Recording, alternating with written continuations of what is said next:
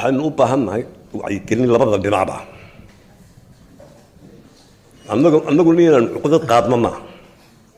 idinada inaad la kortaan horumarka adduunka oo bal marun aan cafidaante bal waxay waxyaabaa ka qosliyay maalin baa la ducee hatta ducada lagu qabsanaya maalin baa khawriikani coronavirus-ka ee guddigeennii Somaliland ayaa lagu soo galay xafiis ay fadhiyaan markaas ma ku weynaba fadhiya markaas maxamedow nin lagu jiray ilaaha baa oge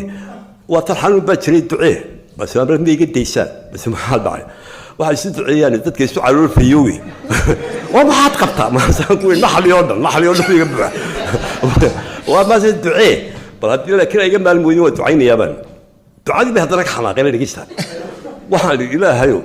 intii u dhimatay xanuunkaas ku dhacay ilaah dambi dhaaf iyo jannageeda intuu hadda hayaan ilaah caafimaad sariican si inta caafimaad qabtana dadira masaakiin aan mahayo aan aqoonsi hayso iska liitay ilaahu ma dhaafi baa noo keenida haddii ay si xukunkaaga noqotay qadarkaaga